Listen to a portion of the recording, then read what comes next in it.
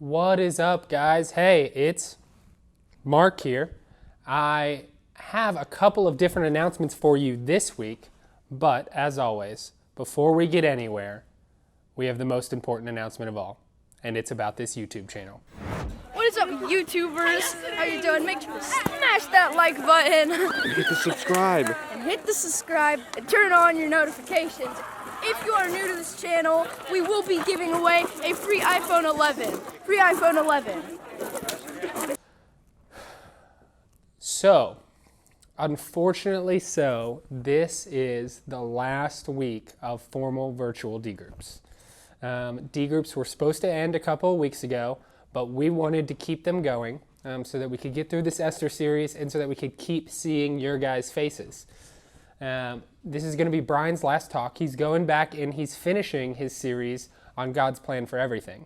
And this week in particular, he's talking about God's plan for you.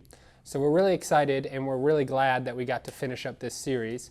But then also, we're really sad because we're going to miss you guys next week. So next week you won't be on a call with your D group leaders. But what we will have for you is a fun video that we're hoping to continue throughout the summer. You'll see what it looks like next week. So next week, at the exact same time, there'll still be a video. And you can choose maybe to get on a call with all your friends from the D group. That would be awesome. We would love that. But your D group leaders won't be organizing it.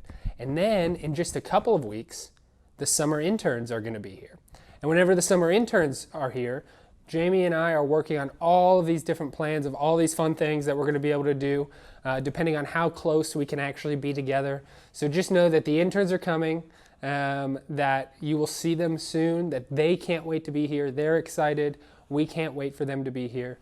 And it's going to be an awesome, awesome summer. We're constantly thinking of new and fun ideas so that we can make sure to see you guys, hopefully in person, but if not, do fun interactive games online. We do have an opportunity for you guys to see each other. So this upcoming Monday and Tuesday, we've gotten to the phase of the building project where the roof is on and it's all grounded in so the rain and the weather won't come in anymore, and they're starting to work on the inside. What we want to do is we want to go in there and have you guys leave your mark on the building. What I want you guys to show up doing, and I will post all the times on social media, we'll send an email, so the times that you're allowed to do this to come to the building. But what you're going to do is you're going to show up to the building at your allotted time with your D group. We're going to all stay socially distanced from each other, and you're going to get a Sharpie. And with that Sharpie, we want you guys to write your names on the slab and on the beams. And we want you guys to write some of your favorite Bible verse references, okay? And so you can pray over the building, you can write your favorite Bible verses, and those will be in there for generations and generations to come as this building stays in Franklin. And this is a very unique and special opportunity, and so we're really, really excited for you guys to do that. So be thinking about the Bible verses that you want to write in there, and hopefully we can put them on the studs about eye level so that the workers that are actually working in the building will be able to see different Bible verses that are near and dear to your guys' heart, and maybe they can impact them as well. And so that's going to be next Monday and Tuesday. And then the following day, we're going to buy all the workers lunch. So look out for that on social media. We'll be delivering lunch to all the workers as a way to bless them and thank them for letting us go to the project. And so photos and videos of that will be up on social media. Be sure to come and leave your mark on the foundation, leave your mark on the studs. We would love to see you there. We miss you guys so very much. And as always, we would love to see you in the Bible study. The Bible study, we're going through the New Testament every single morning at 11 a.m. We read a new passage of the New Testament and then we talk about it in the group meet. And I would love to see each and every one of you there. Thanks so much for listening, guys. And without further ado, the main event, your favorite guy and mine. It's Brian! Who's the guy who is so wise? He's walking down the hall. He gives the talks. It's Brian! He's Christian's dad. He's Noah's dad too. Everybody give it up for Brian! Hey guys, we're there. We're at the last of the lessons. This is wrapping up the whole year, and I'm so excited. It's like, to me, I always want to celebrate when I finish a book, and we have finished a book. And that today we're finishing one, and it's been this book that we've been going through the whole year, the story of everything, and we've been talking about how God is authoring this story, and that every part of the story is important and plays a part. And I just wanted to remind you where we've been, how we talked about how God has a plan for everything in this world. And we talked about his plan for history, for creation, for nations, and for art and science, that he's the author of those things, of work, and how he even uses, he doesn't cause, but he uses evil towards an end that Satan could never have imagined, but that somehow actually is redeemed and works out in God's favor and in our favor.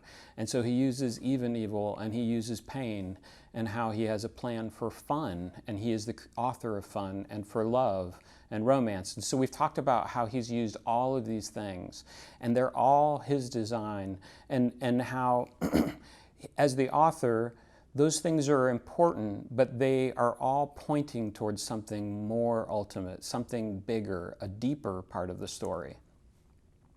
And so we've been talking about how God is authoring a story, and that we're in the middle of it. And sometimes it's hard to even see that it's a story that's going anywhere when you're in the middle of it, and that or that we play an important part. And you remember we showed that little part of that movie, Stranger Than Fiction, where Will Ferrell plays this character, Harold Crick, where he becomes alert to the fact that he is a character in a story, much to his surprise. And it's funny, but it's also really moving, and he realizes that he is in this story and that someone else is authoring it.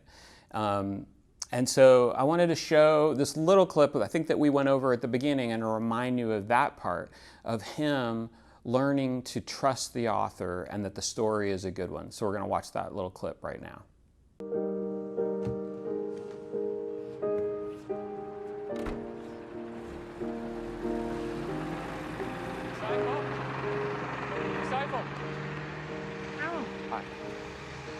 Hi. I just finished it. You just... Yeah, I read it all in one read on the bus. It's lovely. I like the part about the guitars. Thanks. Good. Well, Look, listen, No, I read it and I loved it. And there's only one way it can end. I mean, I don't have much background in literary anything, but this seems simple enough. I love your book, and I think you should finish it.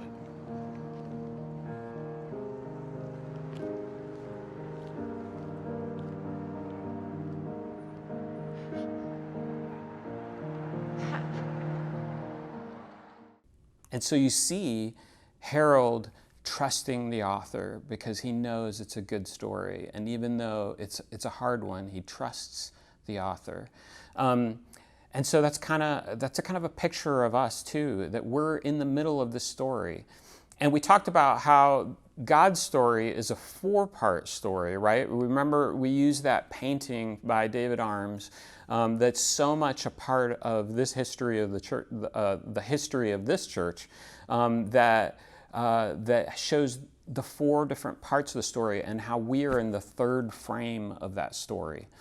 The already not yet part of the story, we call it. And being in that part of the story is kind of confusing because we see a mix of what has been. We see God's creation and the beauty of it, the original beauty of it, but we also see the ugliness of sin in the world and even in us.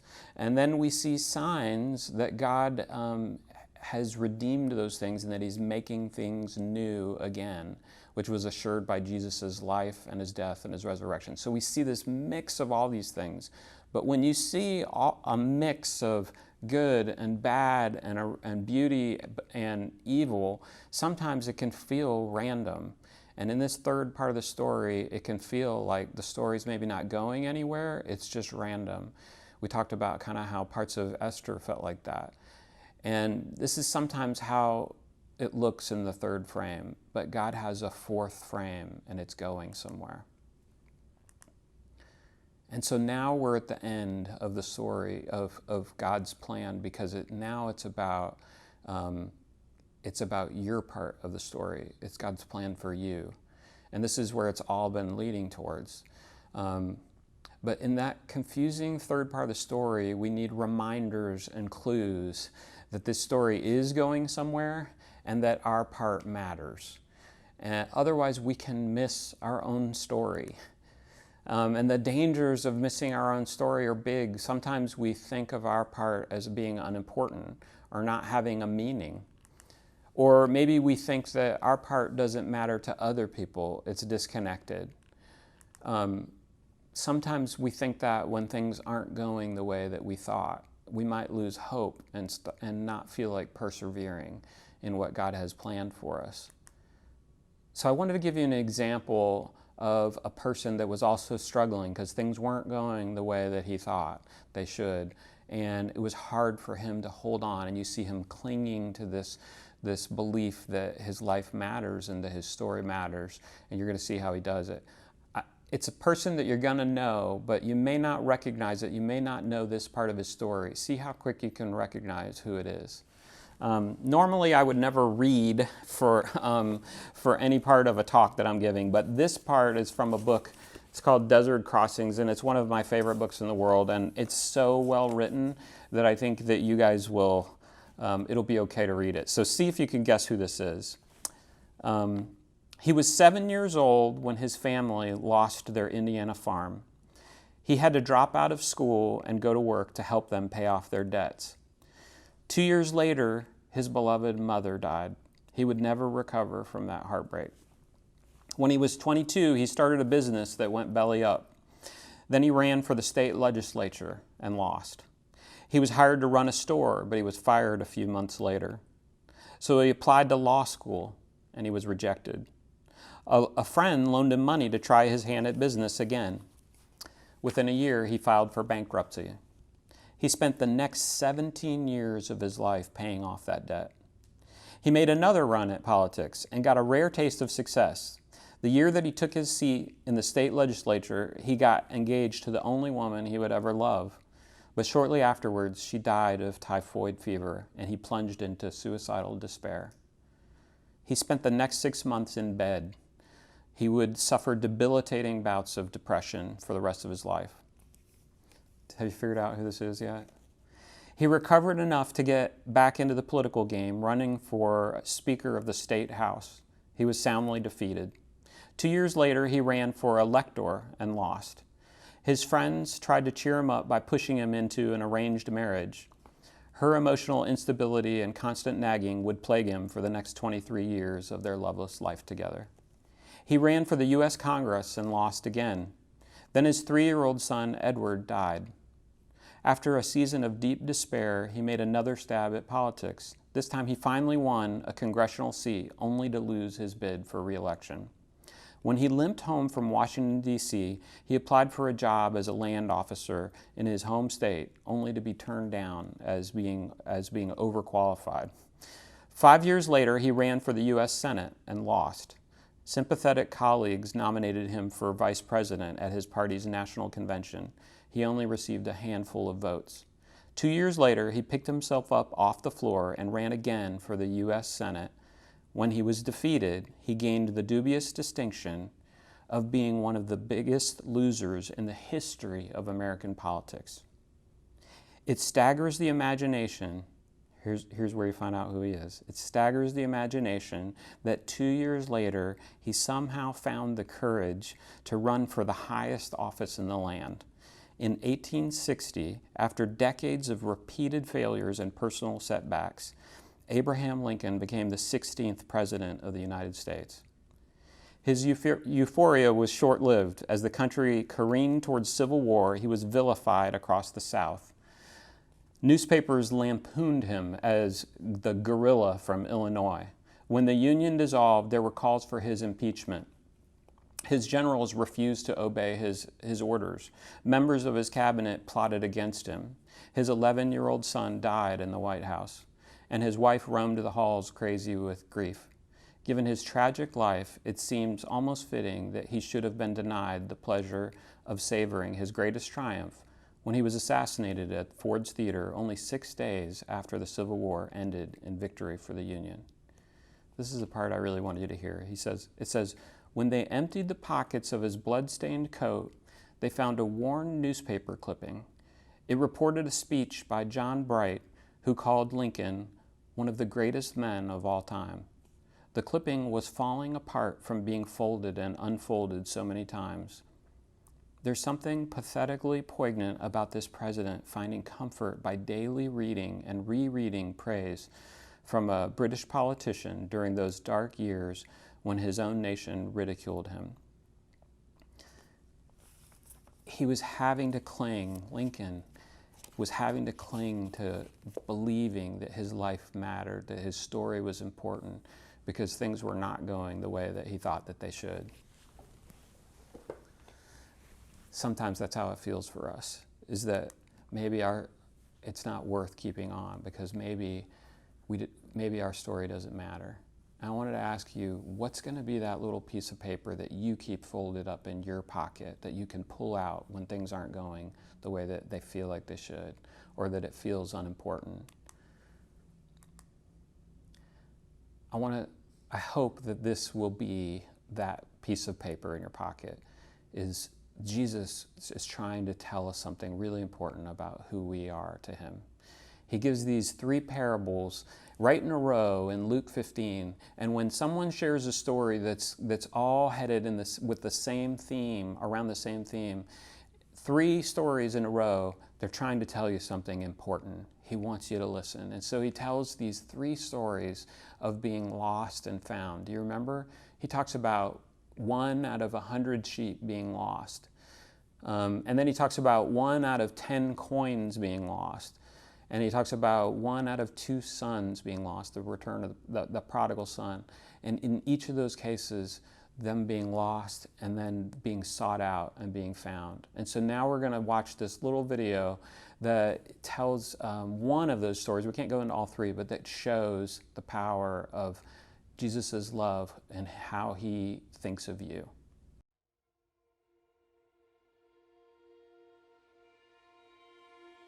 There is an old story from around AD 30.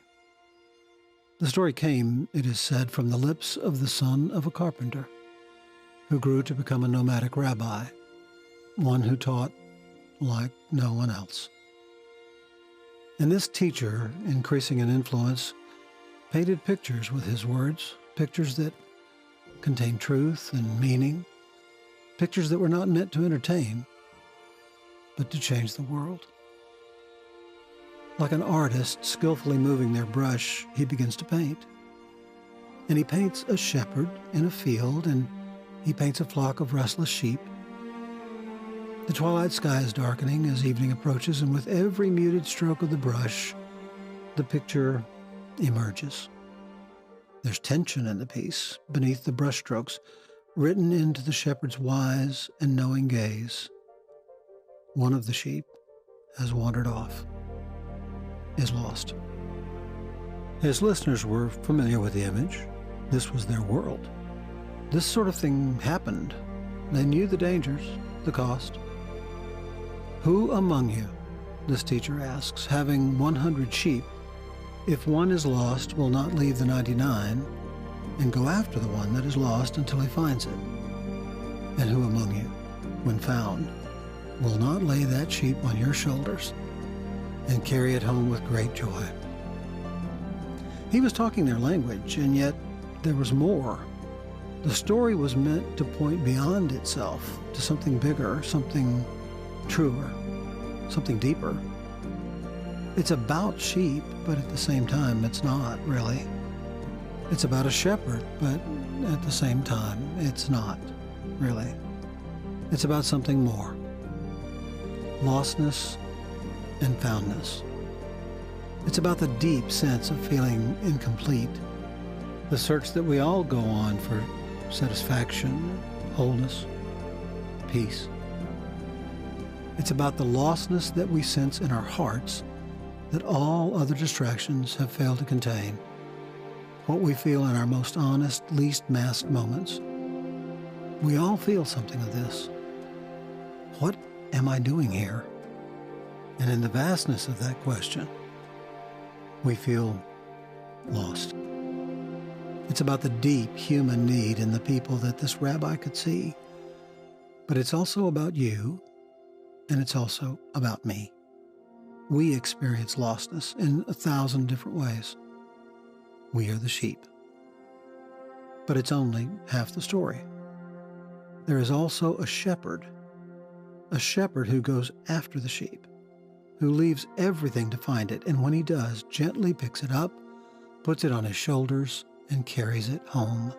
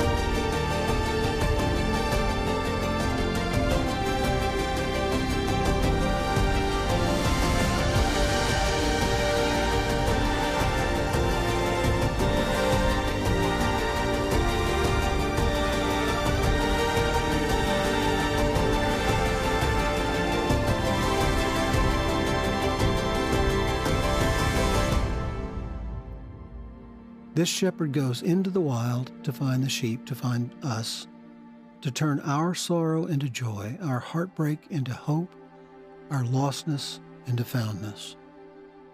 This shepherd, this great hope for our deepest ache, is the God who comes after us, the God who comes to us, the God who carries us home. It's just a little story, but it points to something bigger.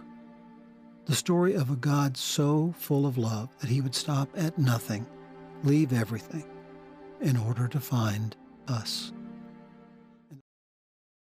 Jesus is so full of love that he would leave everything to come looking for you. That's how good he is. He's so good that he would come and spare nothing. And that's how much he loves you. There can be no greater indicator of your worth than that.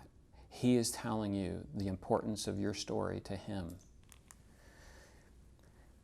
That's the little piece of paper that I want you to keep folded in your pocket. It is who you are to him. It is who you are, and we need to remember that.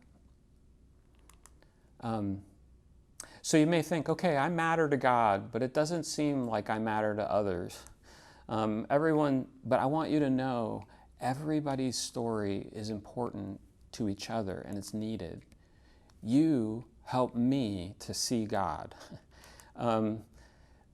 This is an incredible picture. It's called a mosaic that's made up of all of these little pictures. And when you look closely, you can see that these little pictures have great detail, and they are stories within themselves. I found this great quote by another one of my favorite authors that talks about a mosaic this way, and his name is Henry Nouwen. He was a priest, and this is what he says. He says, a mosaic consists of thousands of little stones. Some are blue, and some are green, some are yellow, some are gold. When we bring our faces close to the mosaic, we can admire the beauty of each stone. But as we step back from it, we can see that all these little stones reveal to us a beautiful picture, telling a story that none of these stories can tell by themselves. This is what our life in community is about. Each of us is like a little stone, but together we reveal the face of God to the world. Nobody can say, I make God visible on our own. But when others see us together, they can say, they make God visible. And he says, community is where humility and glory touch. I love that quote. And it's true. Your story and my story and your friends and your D group, your stories together show the picture of God. They show it to each other and they show it to the world. Your story matters to others. Somehow God, as the author, part of his story includes the needing of each other and our involvement with each other and allowing ourselves to be loved and cared by others in our lives, and then taking the part also, us taking the part of the shepherd and going out after the lost sheep and showing them God's love.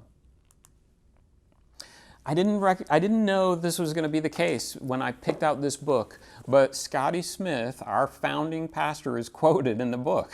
I didn't know that, and that's not why I picked it, but it's awesome. I was so happy and surprised. And this is here's the quote that Scotty gave in this book, and it says, "To believe the gospel is to stop giving God bit parts in our story and to begin celebrating our place in his story." That's an incredible quote. How do we do that? How do we live out our story in service to his story? Remember when Esther was reminded that God had placed her in the palace, not just to live a life of great comfort. That wasn't her ultimate home or bigger purpose. That palace was pointing towards a truer palace, a palace that would last forever, that she was made for. And she had a much bigger part in her life to play. Her life was about trusting God as the author of her story and even risking everything in this life to join in the work of saving his people. Lincoln, Moses, Esther, they're not exceptions to how God works. That's how he works. They're all main characters, and so are you. You are one of the sheep that Jesus would go out after, and he did, so that you would know him, his perfect love, even in a messed up world. He's making all things new. That's that fourth frame. And he wants you to help. Not because he needs us to do that, but because he wants us to, because he loves us. Keep looking at that folded piece of paper that reminds you of who you are. God's word reminds you of who you are and how he sees you. And it reminds you of who he is and that he can be trusted. He's also given us this church and your D group as a place to know him better through each other, seeing God at work in the lives of your friends, having them remind you how he's at work in yours. We have to keep looking at each other to remember God's truth and his story. And there are other lost sheep that need finding. God is calling to them. And I want you to ask him to tune your eyes and your ears to their stories, and that you can see how he loves them and help them see their own story as being so amazing. Here's the good news. This is how I'm going to wrap up, is that you just have to show up and trust that he will use all the parts of your story, even your mess ups. You don't have to be perfect, but show up and try to tune in to what he's doing. It doesn't mean that we're just sitting back and watching God work, but it means we're free to engage and trust that he will use it. He's a perfect author, and that's freedom. Just like Harold Crick, we're like him in that movie. We don't know what's going to happen in the next minute, but we do know the ending to this story, and it's an incredible one. I'm so thankful to play a small part in your story and to get to witness your developing stories throughout the year and throughout the years. Some of you guys I've gotten to see since you were this tall, and how God is using them and how he will use them. And I'm so thankful for that. Thank you guys. I hope you have a great summer. All right.